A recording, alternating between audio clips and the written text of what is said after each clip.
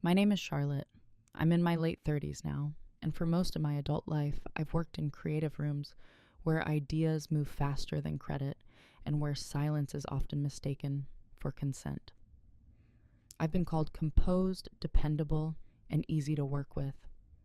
People tend to describe me as someone who keeps things running smoothly in the background. I don't interrupt, I don't posture, I don't fight for attention. And because of that, I've spent years being underestimated in ways that felt almost polite. If you'd asked my colleagues back then who I was, they might have said I was organized, supportive, not ambitious in a threatening way, someone who made other people look good. What they didn't see or didn't bother to look for was how closely I was paying attention, or how deeply I understood the systems we were all operating inside. This story isn't about rage. It isn't about revenge or exposing villains or delivering a satisfying takedown. There's no shouting match, no dramatic reveal where everyone suddenly understands what they did wrong. That's not how power usually shifts in real life. This is a story about quiet dominance, about how people who underestimate you often hand you the leverage themselves piece by piece without ever realizing it. I want to be clear from the beginning. I'm not proud of every decision I made. I'm not here to justify myself or to ask for absolution. I'm here to be honest about what it feels like to be invisible in a room that feeds on ideas, about what happens when someone takes your silence as proof that you'll always accept less than you deserve, and about the moment you realize that playing fair in an unfair system doesn't make you virtuous, it just makes you predictable. The emotional journey of this story is quiet, but it's deliberate. It starts with small cuts that are easy to dismiss, the kind that don't seem worth reacting to. It moves through a long stretch of normalization, where disrespect becomes routine and silence becomes habit.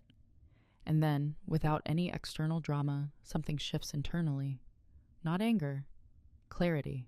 From there, the story becomes about choice, about strategy instead of reaction, about letting other people continue to believe the version of you that feels safest to them while you prepare for a future they never thought you'd claim. What follows isn't destruction, it's absence. A removal so clean that by the time anyone noticed, there was nothing left to argue with. I'm sharing this not to encourage imitation, but reflection, because many of us have been taught that being calm means being harmless, and that taking up space requires noise. This story challenges that assumption. Before we begin, I want to ask you something, gently and without judgment. Have you ever realized too late that someone mistook your patience for permission? For a long time, I understood exactly who I was to them. I was the person who arrived 10 minutes early and stayed 10 minutes late without announcing either. The one who remembered context when others remembered only outcomes. If a presentation flowed smoothly, if a client felt understood, if a project landed without friction, my presence was assumed, not acknowledged. I wasn't invisible in the sense of being ignored. I was invisible in a more useful way. I was relied upon without being seen. In meetings, I sat slightly off-center, close enough to contribute, far enough not to dominate. When ideas were discussed, I asked clarifying questions. I refined. I connected dots. Rarely did I frame something as my idea. Not because I lacked confidence, but because I'd learned early on that authorship was a social performance, not a factual one. The loudest voice often walked away with the credit, and I didn't have the energy to compete in that arena. People described me as steady. That word came up often. Steady meant I didn't surprise them. Steady meant I wouldn't rock the boat. Steady meant I would absorb complexity and return something usable, polished, safe. Steady was a compliment that carried an unspoken ceiling. I worked in a creative department that liked to believe it was flat and collaborative. Hierarchies existed, of course, but they were dressed up as culture. Titles mattered less than presence. Visibility mattered more than contribution. And I had mastered the art of being indispensable without being threatening. To my direct manager, I was someone who could handle things. That phrase, handle things, was used when deadlines were tight or when a junior hire needed guidance, but no one wanted to mentor them directly. I was given responsibility without ceremony, trust without authority. It looked flattering from the outside. It felt manageable from the inside, at least at first. To the team, I was safe, approachable. Not someone whose approval they needed to earn, but someone whose help they could quietly depend on. People forwarded me half-formed ideas and asked, "Does this make sense?" I always answered honestly. I never attached my name. And then there was him. He arrived younger than most of us, with the confidence of someone who hadn't yet been corrected by consequences. He was bright, undeniably, charismatic in the way that makes people lean forward when you speak, even if they don't fully understand what you're saying yet. He had a way of presenting rough ideas as if they were already finished, and somehow people believed him. To him, I was background, not in a cruel way. He wasn't dismissive exactly. He simply didn't register me as competition. When he spoke, he looked past me, not at me. When I contributed, he nodded, as if acknowledging infrastructure. You don't thank the floor for holding you up. You just walk. And I allowed that dynamic to settle because it felt familiar. I had lived inside that role for years. The competent woman who didn't need to be managed. The reliable presence that made ambitious people feel secure enough to take risks.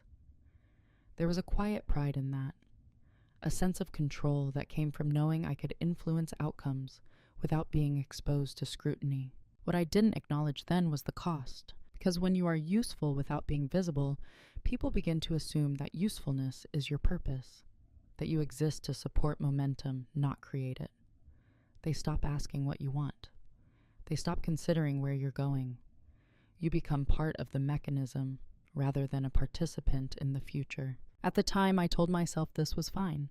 I wasn't hungry for recognition. I valued stability. I believed that good work would eventually speak for itself. I believed that fairness had a long memory.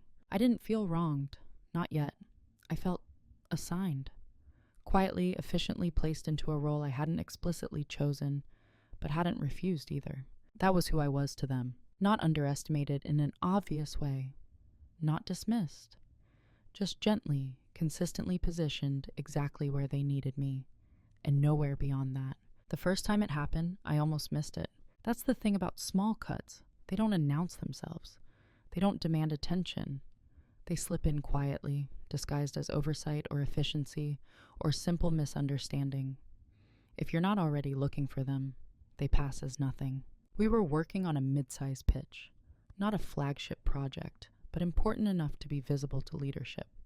The brief was loose, the timeline tighter than it should have been.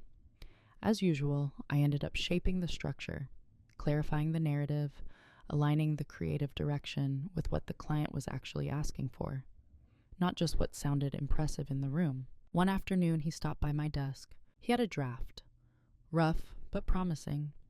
He asked if I could take a look before he shared it more widely. That phrasing mattered. Take a look. Not co-create, not collaborate, just polish maybe.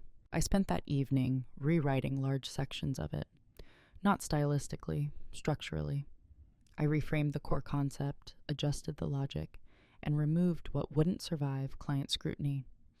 I didn't change his voice. I made it legible. I sent it back with track changes and a short note explaining my reasoning. He replied quickly, "Super helpful, thanks." The next morning we had a team review. He presented the deck. As he spoke, I recognized my sentences, my sequencing, the reframed core idea. The one that had taken me nearly an hour to articulate clearly was now the spine of the entire pitch. He delivered it confidently, seamlessly, as if it had arrived fully formed. No credit was given, no acknowledgement offered. I waited, not tensely, just patiently. Sometimes people circle back. Sometimes they forget in the moment and correct it later. I told myself this was one of those times. It wasn't. No one in the room reacted. No one looked at me. No one seemed to notice anything out of place. The creative director nodded approvingly. A senior manager asked a follow-up question, addressed directly to him. He answered easily. I felt something then, not anger, more like a brief internal recalibration. A moment where I thought, oh, so this is how it's going to work. After the meeting, he stopped by again, smiling, energized. "Great session," he said. "They really liked it." "They did," I agreed. That was it. No malice, no awkwardness, just a clean transition from my contribution to his ownership. That night, I replayed the moment, not obsessively, but carefully. I examined my own reaction. Why did it linger? Why didn't I just shrug it off the way I had so many similar moments before? Because this one was different. In the past, my invisibility had been collective. Ideas blurred together. Credit floated upward in vague ways. This time, the transfer was precise. I could trace it. I knew exactly where the idea had shifted hands. And more importantly, I knew it had been avoidable. He could have said, "Charlotte helped me shape this." He could have gestured in my direction. He could have added a single sentence. He didn't, and the room rewarded him for it. Over the next few days, that version of the story settled.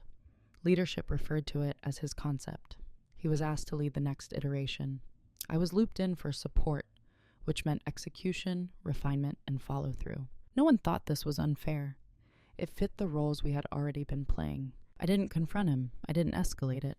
I didn't even mention it casually. On the surface, nothing had changed, but internally something registered. I stopped assuming good faith as a default. I stopped telling myself that recognition would naturally follow contribution, and I started paying closer attention to patterns, especially the ones that felt small enough to ignore. That first cut didn't hurt, not really, but it left a mark. And once you notice the first one, it becomes much harder not to see the rest. After that meeting, nothing official changed, which is how normalization begins. There was no announcement, no shift in org charts, no conversation that could be pointed to as the moment things went wrong. Instead, there was a gradual recalibration of expectations, subtle enough to pass unnoticed unless you were the one being recalibrated. He began sending me drafts more often, not always with context, sometimes just a file and a short message. "Can you sanity check this?" Or thoughts. I told myself this was a collaboration, that this was what seniority looked like, being asked to refine rather than originate. It aligned with how I'd always worked. Quiet contribution, clean delivery. And each time I helped. I adjusted positioning, strengthened arguments, anticipated objections. I knew how leadership thought. I'd been in those rooms long enough. I knew which ideas would survive scrutiny and which would collapse under a single question. I didn't just improve his work. I made it defensible. Then he would present. And again, the credit flowed in one direction. At first, I rationalized it. He was a junior. He needed wins. Maybe he assumed my role didn't require acknowledgement. Maybe he thought everyone knew how collaborative this was, and that formal credit didn't matter. I told myself these stories because they were easier than confronting what was actually happening. What was actually happening was pattern formation. Leadership began to associate clarity with his name, cohesion with his leadership. When projects landed well, he was praised for owning the narrative. When they didn't, the blame diffused quietly downward, usually into execution gaps, the area I was now officially responsible for. In meetings, I noticed a shift in how I was addressed. Questions that once came to me directly were now routed through him. He would answer, often using my framing, sometimes glancing in my direction as if checking for approval. I nodded. That nod became a habit, a permission structure I hadn't realized I was reinforcing. No one was rude. That was the strangest part. Disrespect, when it's normalized, rarely feels aggressive. It feels procedural, like a system running exactly as designed. Everyone is behaving reasonably. Everyone is doing their job, including me. I began to adjust my own language. I said we less. I said I'm happy to support more. I framed my contributions as add-ons rather than foundations. Not consciously at first. It just felt easier. Less friction, less need to correct narratives that were already moving forward without me. There were moments when I almost spoke up. Once, after a successful internal review, the creative director congratulated him and said, "You've really found your voice on these projects." I felt the words rise in my throat. Not a confrontation, just a clarification. Actually, that framework came from, but the moment passed. The conversation moved on. Someone cracked a joke, and I let it go. Because calling attention to yourself in those rooms came with risk. You could be labeled difficult, territorial, not a team player. I had watched it happen to others, especially women who were calm until they weren't, and then suddenly emotional. So I stayed rational, professional, quiet. I told myself I was choosing long-term stability over short-term recognition, that I didn't need validation to know my worth. That power didn't always require visibility. All of that was true and incomplete. What I didn't fully acknowledge was that my silence was being interpreted not as generosity, but as acquiescence. Each time I let an idea walk away without my name attached, I taught people how to treat my contributions. I trained them, gently and consistently, to see me as a resource rather than an origin. And he learned quickly. He stopped asking permission. He assumed access. My inbox became a staging area for his thinking. I became the place where ideas went to be sharpened before being launched elsewhere. There was no single moment I could point to and say, this is where it became unacceptable. That's how normalization works. It blurs the boundary between tolerance and complicity. I still did good work. I was still respected in a way. People trusted me. They relied on me. But they no longer saw me as someone whose ideas needed to be protected. I was dependable, I was useful, I was quiet. And slowly, without any explicit agreement, that became the role everyone expected me to play, including myself. Roles don't always come with titles. Sometimes they arrive as assumptions. By the time I noticed it clearly, the role had already settled around me like a well-tailored jacket. Comfortable, familiar, and quietly restrictive. I was no longer someone whose ideas needed to be introduced. I was someone whose output could be integrated, folded in, absorbed. In project plans, my name appeared next to words like support, alignment, and execution. I was asked to sense check concepts, pressure test narratives, and tighten messaging. All important work.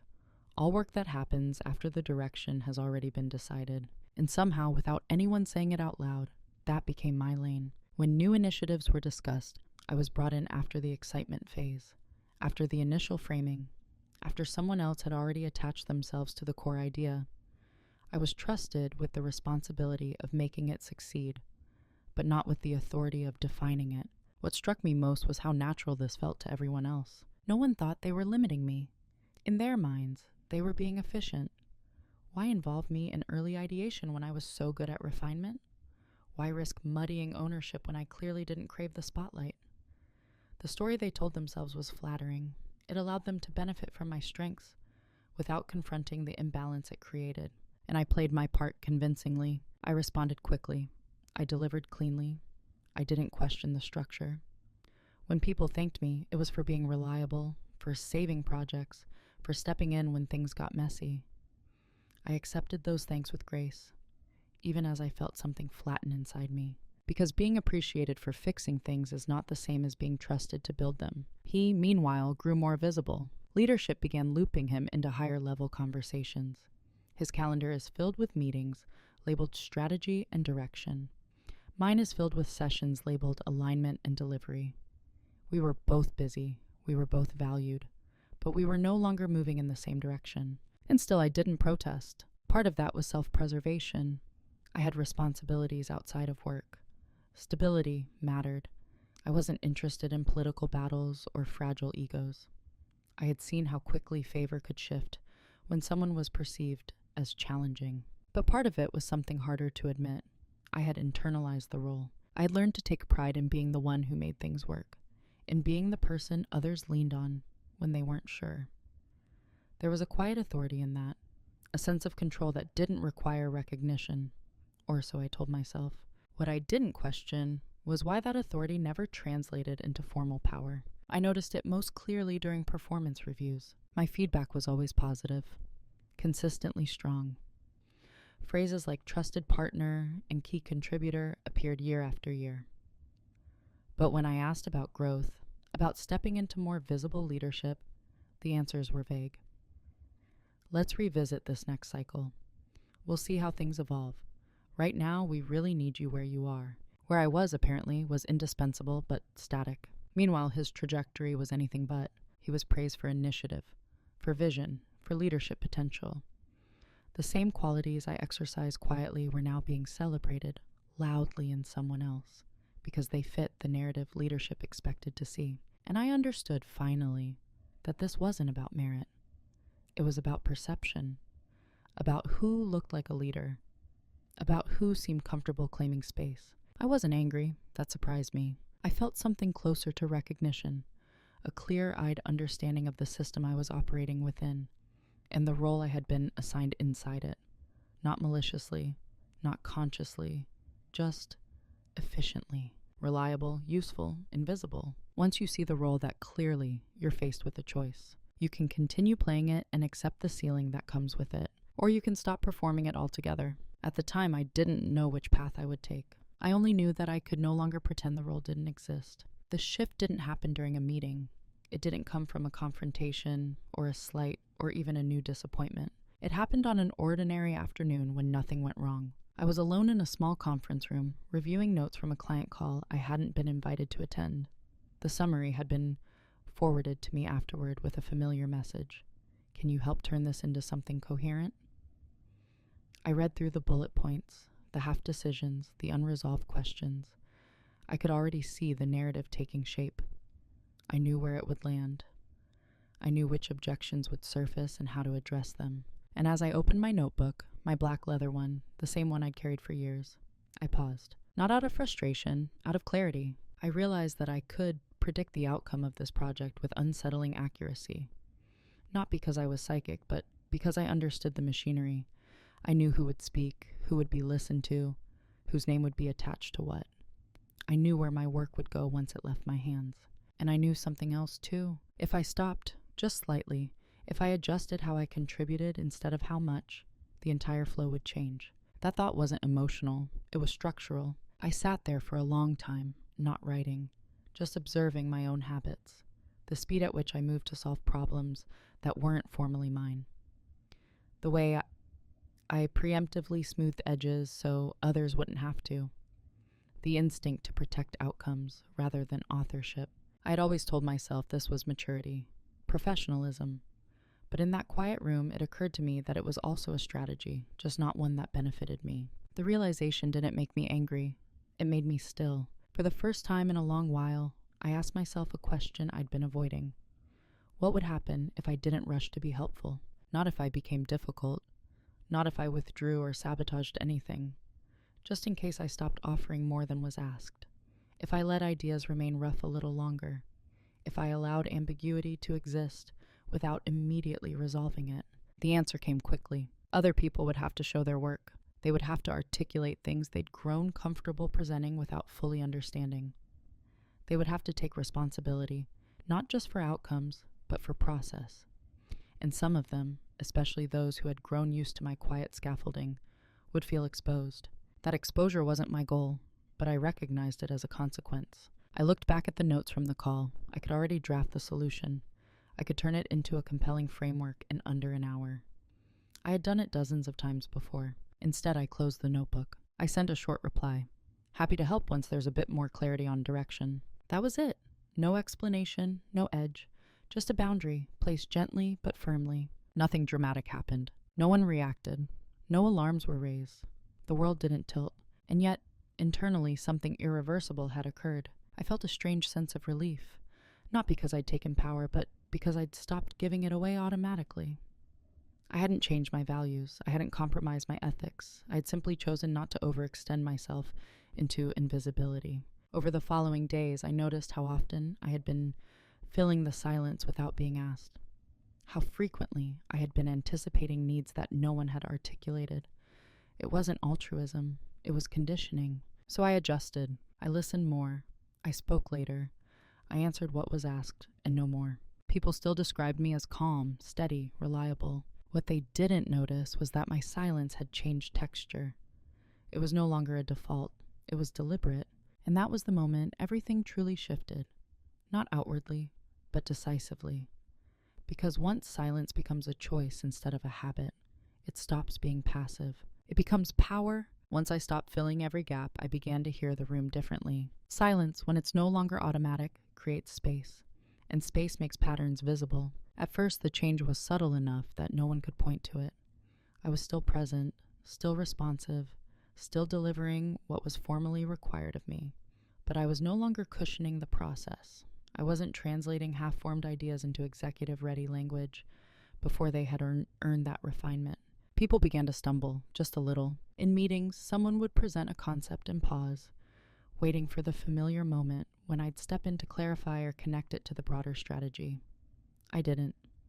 I let the pause stretch, not uncomfortably, just long enough for responsibility to settle where it belonged. Someone else would jump in instead, or the idea would move on unresolved. No one accused me of withholding. There was nothing to accuse. I hadn't changed my demeanor. I had only stopped volunteering invisible labor. He noticed, of course, but not immediately. At first, he seemed more animated in meetings, speaking faster, filling space. He began over-explaining concepts, and I used to quietly streamline. The confidence was still there, but it required more effort now. More words, more gestures. He sent fewer drafts my way. When he did, the messages were different, less casual, more specific. Can you review the positioning on slide 4 instead of thoughts? I answered precisely. Slide 4, nothing else. This was when others began to misinterpret my behavior. A senior manager commented once lightly, "You've been quieter lately." I smiled. Just listening. It was true. And it unsettled them more than any argument would have. Because quiet women are expected to be accommodating. When we're not, people search for reasons. Stress, burnout, disengagement, they rarely consider intent. No one asked me directly what had changed. That would have required acknowledging that something had changed.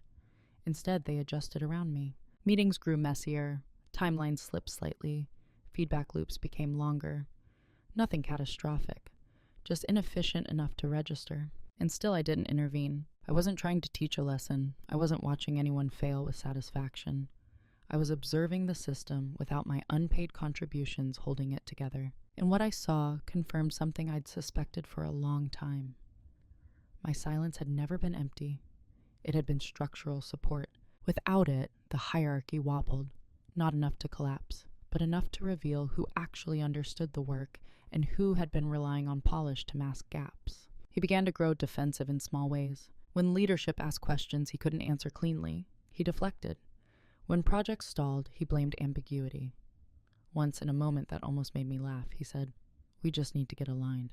Alignment had always been my word. I said nothing, because by then my silence wasn't absence. It was containment. I was holding information back, not out of malice, but out of discernment. I had learned which insights were valuable and which were essential, and I was no longer offering the essential ones for free. What surprised me most was how quickly people adjusted their expectations of me. They didn't push. They didn't demand more. They simply recalibrated, assuming that my quieter presence meant I was less invested, less central, less critical. And that assumption became my shield. It allowed me to move without scrutiny, to watch more than I spoke, to document patterns that had previously been obscured by my own helpfulness, to see where decisions were made and where they were merely performed. I began keeping more detailed notes, not about ideas, but about behavior. Who spoke when? Who deferred? Who took credit? Who was trusted and why? I wasn't plotting. I was mapping. And mapping requires distance. Silence gave me that distance. To everyone else, I looked unchanged. Calm, professional, maybe slightly disengaged. What they couldn't see was that I had stopped reacting and started choosing. Silence had become a strategy. And strategies, once formed, tend to move forward whether anyone notices or not. What they never noticed was how much I was learning while I stayed quiet. When you stop performing, people assume you've stopped paying attention. They confuse silence with absence, restraint with retreat. It's a comfortable mistake, one that allows them to move freely, unguarded, certain that nothing significant is happening beyond the obvious. That's when you see everything. I began to document, not obsessively, not emotionally, but methodically. I kept notes the way an anthropologist might. Patterns, not grievances. Sequences, not interpretations. Who introduced ideas? Who refined them? Who presented them? Who received recognition? I tracked how often drafts moved through my hands before they were considered ready, and how rarely that movement was acknowledged. I noticed how leadership responded to confidence over clarity, how a well-timed summary could outweigh weeks of groundwork, how language, when delivered with certainty, could erase its origins entirely. And I noticed something else. I had receipts. Not dramatic ones, not emails that screamed misconduct or betrayal. Just ordinary artifacts. Version histories, track changes, timestamps, meeting notes. The quiet paper trail of someone who had been consistently involved without needing to announce it. I hadn't saved these things with intent before. They were simply part of how I worked. I liked the order. I liked being able to trace decisions. Now, viewed through a different lens, they told a story no one else had bothered to read. I also paid attention to the process. I watched how ideas became his, not because he created them in isolation, but because he was the one who carried them into the room at the right moment, with the right framing. I watched how often leadership conflated delivery with authorship, and I watched how easily that confusion hardened into a narrative. He wasn't stealing ideas in a dramatic sense. He was inheriting them through proximity and presentation. And because I had never contested that inheritance, it looked legitimate. That was on me. But what they never noticed was that I was no longer contributing in the same way. I was choosing when to engage and how much to reveal. I was testing hypotheses quietly. If I withheld a framing insight, would the team still land the plane? If I delayed a clarification, would confusion surface? And where? If I offered only partial input, who would step in to fill the gap? The answers were consistent. Without my structural input, projects didn't fail, but they lost coherence. The work became louder, more crowded, less precise. Meetings ran longer, decisions circled, and gradually leadership began asking different questions. Not what do we do, but why isn't this clearer? The question wasn't directed at me. That was the point. I had become background again, but this time intentionally. And in that background position, I saw something crucial. The system was brittle. It relied on uncredited labor to appear functional. Remove that labor, and the cracks didn't explode, but they showed. I also noticed how little anyone checked my workload, because I wasn't complaining. I wasn't asking for more visibility. I wasn't positioning myself as a threat. So no one worried about what I was doing with my time. What I was doing was preparing, not for revenge, for accuracy. I revisited old projects, traced their evolution, identified where my thinking had fundamentally shaped outcomes. I didn't rewrite history. I clarified it for myself. I needed to understand the full extent of my own contribution before I could decide what to do with that knowledge. And as I did, something unexpected happened. The resentment I'd been careful not to feel never arrived. In its place was a calm, almost clinical understanding of leverage. Leverage isn't about domination, it's about options. And for the first time in years, I could see multiple paths forward. None of them required confrontation. None of them required exposure or drama. They required timing, precision, and restraint. He, meanwhile, continued exactly as before. He spoke confidently, took ownership, accepted praise. He had no reason to suspect anything had shifted. From his perspective, the system still worked. If anything, my quieter presence made his role feel more pronounced. He didn't notice that I had stopped being a safety net. He didn't notice that I was no longer invested in protecting outcomes that excluded me. He didn't notice that I had begun to understand the organization more clearly than he ever had, because I wasn't invested in being seen as central anymore. That was the advantage. When people stop watching you, they stop managing you. They stop shaping your narrative. They stop anticipating your moves. They never noticed the preparation because it didn't look like preparation. It looked like disengagement, like acceptance, like someone settling into the role they'd been assigned. And in a way I was. Just not the one they thought. The reveal wasn't a moment of triumph. There was no surge of adrenaline, no sense of victory. It arrived quietly, like a fact you can no longer unknow. I was reviewing an old project archive late one evening, not because I needed to, but because I wanted to understand something that had been bothering me. Leadership had recently referred to a past campaign as a turning point for the department. The moment our creative direction matured, they'd said, the credit had been placed squarely on him. His name had become synonymous with that evolution. I remembered that project differently, not emotionally, factually. So I opened the files. I traced the earliest drafts, the original framing document, the meeting notes where the strategic pivot was first articulated. I followed the timeline slowly, carefully, without an agenda. And what emerged wasn't a scandal.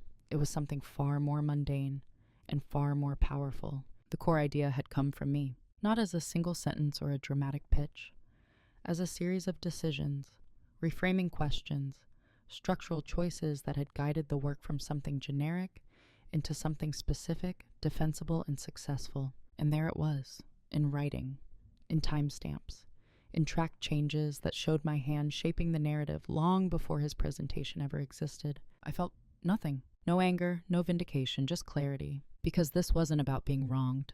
It was about being misattributed. And misattribution, once documented, becomes leverage, not ammunition. I didn't need to expose him. I didn't need to correct leadership. I didn't even need to reclaim the past. What mattered was understanding how fragile his position actually was. His authority rested on a story, and stories, unlike facts, can be revised. What made this realization unsettling was how little effort it took to see the truth once I decided to look. The evidence had always been there. No one had bothered to connect it because the existing narrative was convenient. It rewarded confidence. It avoided complexity. I sat back and asked myself a difficult question. If I were to disappear tomorrow, what would actually be lost? The answer surprised me. Not execution, not delivered, not even consistency. What would be lost was coherence. The connective tissue between ideas, the quiet logic that made decisions feel inevitable instead of arbitrary, the invisible architecture that allowed others to move quickly without falling apart. And that architecture lived with me. I also realized something else, something more personal. He didn't know how to do this without me. He could present, he could persuade, he could perform leadership, but he didn't understand the underlying system deeply enough to replicate what I provided on his own. He relied on proximity to insight rather than ownership of it. That wasn't a flaw, it was just a fact. And facts don't require confrontation. They require positioning. The reveal then wasn't about him at all. It was about me recognizing that I had options and that I didn't owe the organization my invisibility. Not anymore. I didn't rush to act. I didn't even change my behavior immediately. I let the knowledge settle. I wanted to be sure that what I was seeing wasn't colored by ego or delayed resentment. It wasn't. It was structural truth. The organization believed it had redundancy. That knowledge was shared. That leadership was distributed. In reality, critical thinking had been centralized quietly, in me, without recognition or protection. That was dangerous for them. And clarifying that risk would require action, not loud action, decisive action. I closed the archive and shut down my computer. That night, I didn't plan anything. I didn't rehearse conversations or imagine outcomes.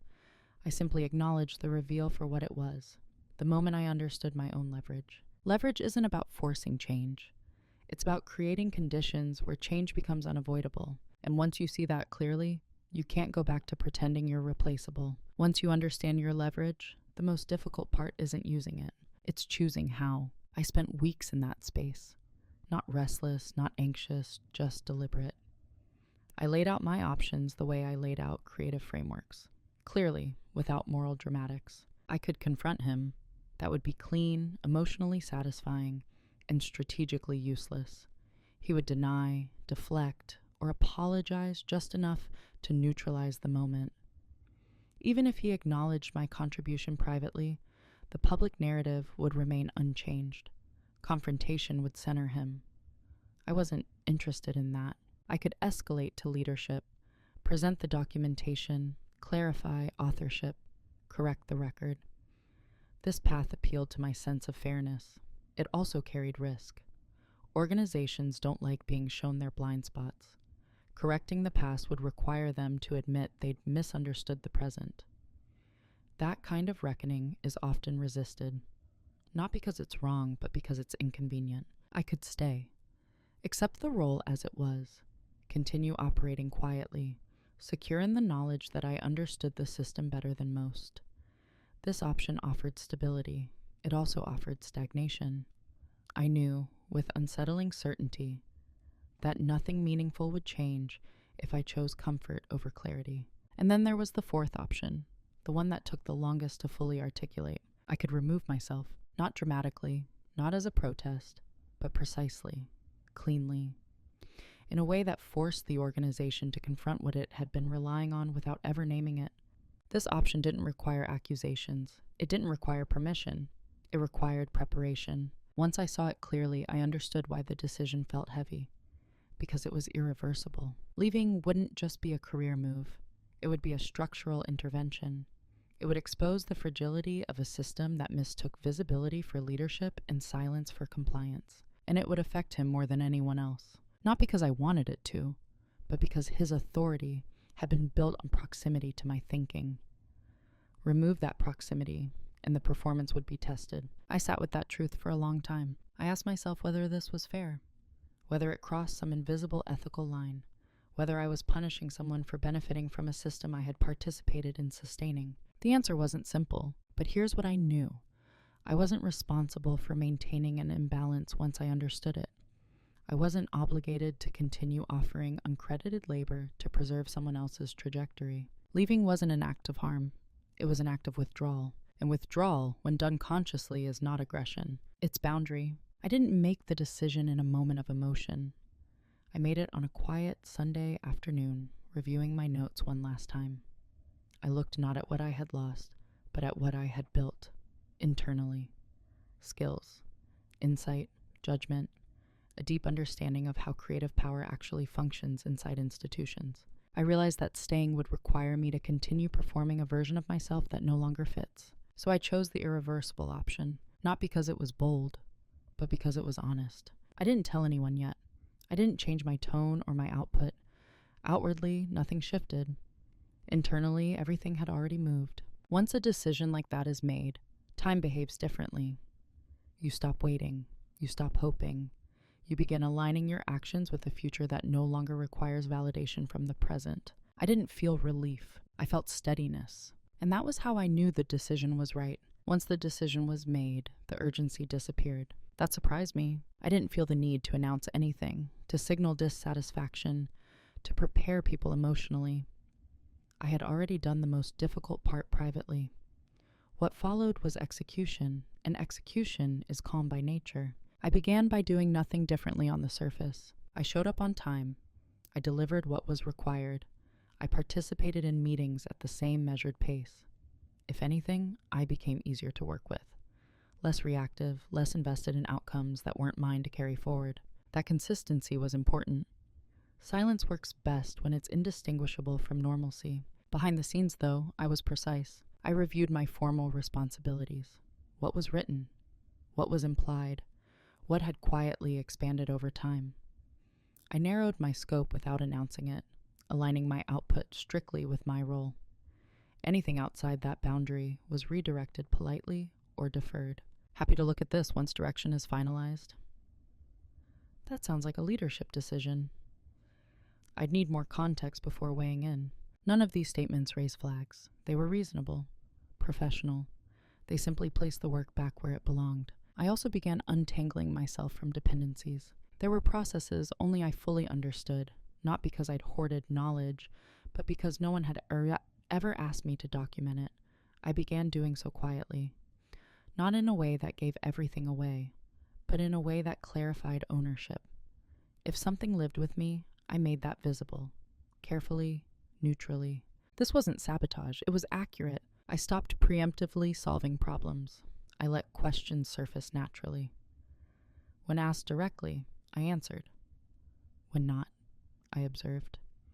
Over time, it became clear how much of the team's momentum had been built on assumptions about my availability rather than explicit agreements. He began to feel it before anyone else, not dramatically, not consciously. He asked more questions in meetings. He sought alignment more often. He circled decisions instead of landing them. The confidence was still there, but it was less anchored. Once he messaged me late in the evening, a familiar pattern from before. Can you take a quick look at this tonight? I replied the next morning. Just seeing this now. Happy to review later this week. I didn't apologize. There was nothing to apologize for. He didn't push. That was the moment I knew the shift was working, not because he felt deprived, but because the system had trained him not to expect resistance from me. Any boundary, even a gentle one, landed as friction. I also began preparing externally. Quiet conversations. Exploratory, not committed. I didn't frame myself as dissatisfied. I framed myself as clear. Clear about what I did well. Clear about what I wanted next. Clear about the kind of leadership I was ready to exercise. That clarity was magnetic. People responded differently to me when I spoke from that place. Not louder, more exact. I wasn't selling myself. I was describing myself. Back at work, no one noticed anything amiss. Projects continued. Deadlines were met. Sometimes with more strain, sometimes with more noise. Leadership attributed it to growth, to scale, to the natural complexity of bigger ambitions.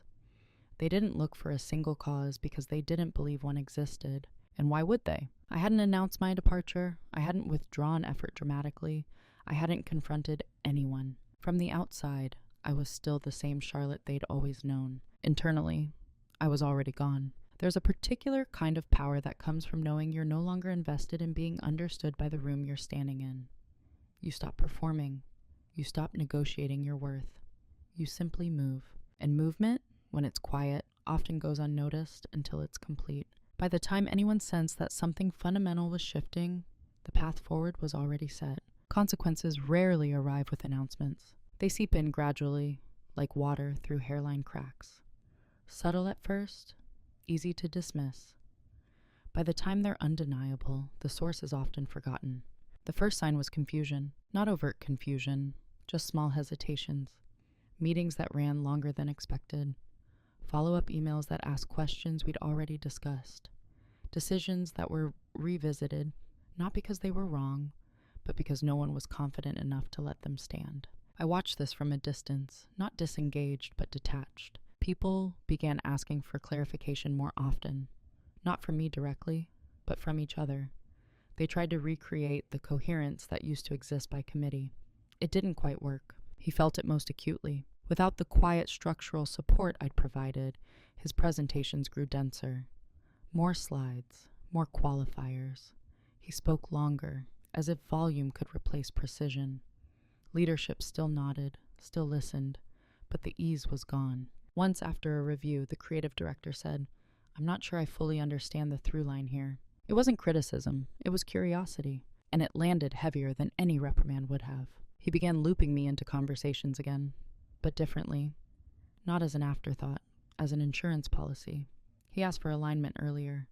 He sought confirmation more explicitly. I gave it selectively, not because I wanted him to struggle, but because I wanted the system to reflect reality.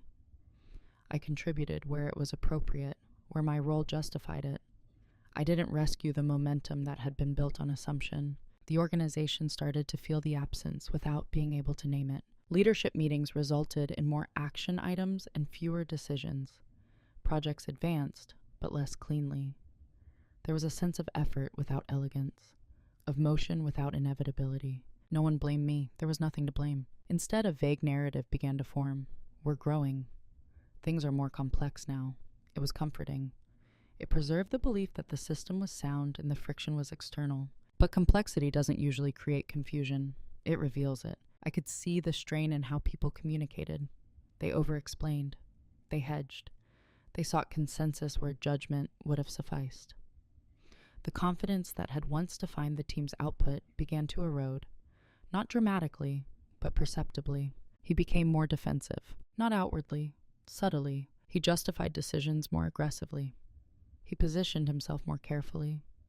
He began referencing leadership expectations preemptively, as if to anchor his authority externally rather than through clarity. Once in a private conversation, he said, "Things have just been harder to land lately." I nodded. It's a more complex environment, which was true and incomplete. What I didn't say was that complexity hadn't increased. Responsibility had diffused. The consequences weren't punishment, they were exposed. The system was encountering itself without my quiet corrections, smoothing the path. And instead of collapsing, it was struggling, slowly, awkwardly, to recalibrate. People noticed. They just didn't know what they were noticing. Leadership began asking different kinds of questions, not about vision, but about process, about ownership, about why certain decisions seemed to stall.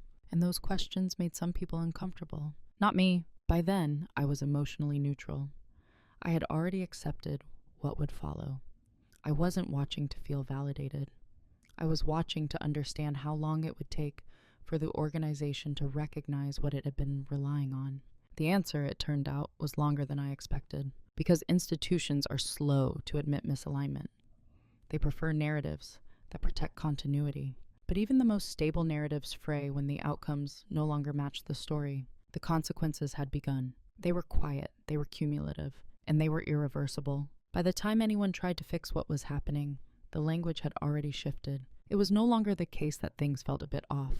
It became we need to recalibrate.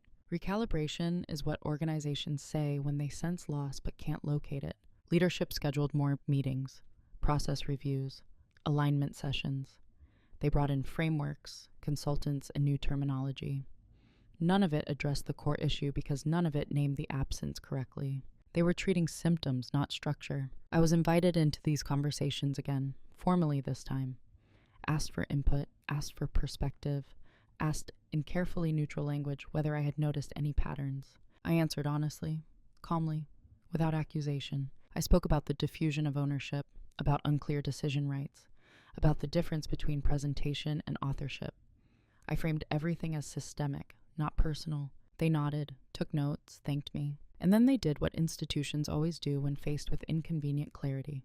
They tried to solve it without changing the power distribution that caused it. They asked him to collaborate more. They suggested tighter documentation. They encouraged cross-functional alignment. All reasonable, all insufficient, because the issue wasn't collaboration, it was dependency. And dependency, once exposed, can't be corrected by process alone. He sensed the shift before it was ever articulated. His confidence, once effortless, had become brittle. He overprepared. He second-guessed. He began referencing my past involvement more openly, as if proximity could retroactively stabilize his authority. Charlotte and I talked through this earlier, he'd say in meetings. We hadn't. I didn't correct him publicly. There was no need. The words landed differently now. Less like collaboration, more like justification. People began to notice, not in a dramatic way, in the subtle recalibration of trust. Questions were directed elsewhere. Clarifications were requested more often. The benefit of the doubt, once freely given, became conditional. At the same time, leadership's interest in me shifted. They began to ask about my future, about what I wanted next, about whether I'd consider stepping into a more visible role. The irony wasn't lost on me. The moment my absence began to hurt, my presence became valuable again. But by then, the timing was wrong. Not because I was bitter, but because the system hadn't changed. The offer wasn't about recognizing my leadership. It was about restoring equilibrium without disruption. They wanted me to fix what had broken, quietly, efficiently, without altering the narrative that had elevated someone else. I understood that instinct. I didn't resent it. I declined. Not directly, not immediately. I asked questions, clarifying ones, about authority, about scope, about ownership. The answers were familiar, vague, deferred, conditional. I thanked them for the consideration, and that was when panic set in. Not visible panic, controlled urgency. Timelines were revisited, roles were discussed. There was talk of restructuring, always framed as an opportunity. But the conversations had a different energy now, less certainty, more negotiation. They were trying to put something back in place without admitting it had been removed. But systems don't reset that way. You can't restore invisible labor once it's been consciously withdrawn. You can't ask someone to be invisible again after acknowledging their importance. And you can't fix misattribution by offering future possibilities without correcting past reality. He approached me privately not long after. There was no apology, no accusation, just a question carefully phrased. "Are you planning to stay?" I looked at him for a moment, not unkindly. "I'm planning to move forward," I said. It was the most honest answer I could give. After that, everything accelerated. Leadership moved faster. Offers became more concrete. Pressure increased, subtly, professionally. The tone shifted from exploration to retention. But retention, when it arrives too late, feels less like recognition and more like repair. And I wasn't interested in being a patch. The organization had already revealed its priorities. It just hadn't meant to do so. By the time they realized what it would actually take to fix the imbalance, to rewrite narratives, redistribute authority, and confront their own blind spots, it was no longer feasible. Not because it was impossible, because it would require them to change more than they were willing to. And that is when I knew, without doubt, that nothing could be reversed. The confrontation, when it finally happened, was almost disappointingly quiet. No raised voices, no accusations, no emotional reckoning. Just two people sitting across from each other in a small glass-walled room late in the afternoon when the office had already begun to empty. He asked for the meeting. That alone told me how much had shifted. He didn't frame it as a conflict. He framed it as alignment. One last attempt to locate certainty in a situation that no longer offered it. His posture was composed, but careful. The confidence that once filled space now stayed closer to his body. I feel like things have changed, he said. I nodded, not in agreement, in acknowledgement. I'm trying to understand where we stand, he continued. There's been distance. Distance, not disrespect, not misattribution. Distance was safer, less accusatory. I let him speak. He talked about pressure, about expectations, about how leadership was watching more closely now. He spoke as if the system had turned on him unexpectedly, as if something external had disrupted a previously stable arrangement. At no point did he mention ideas, or credit, or authorship. That omission told me everything. When he finished, he looked at me, not defensively, but searching, as if hoping I would supply the missing explanation, the way I always had before. I didn't. I don't think anything changed suddenly, I said calmly. I think it just became visible. He frowned slightly.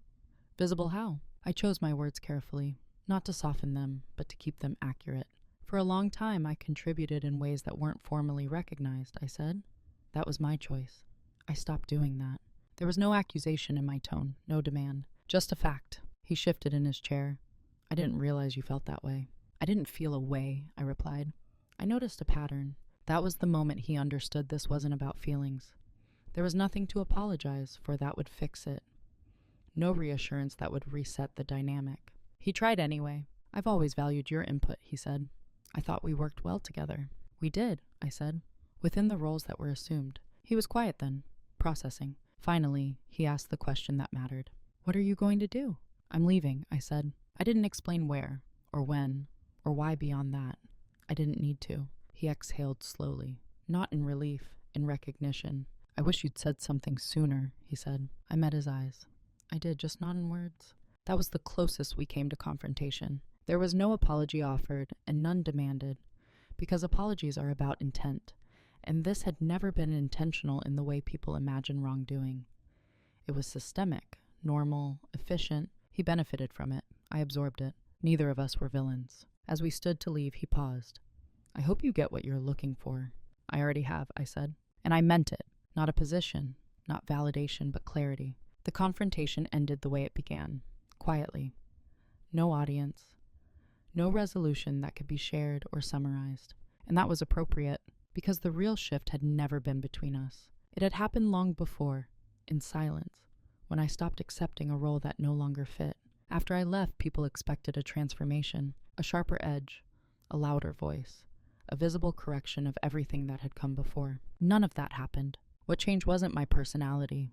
It was my position. I moved into a role where my authority matched my contribution, where ideas weren't filtered through someone else's presence to be taken seriously, where silence wasn't interpreted as compliance, but as consideration.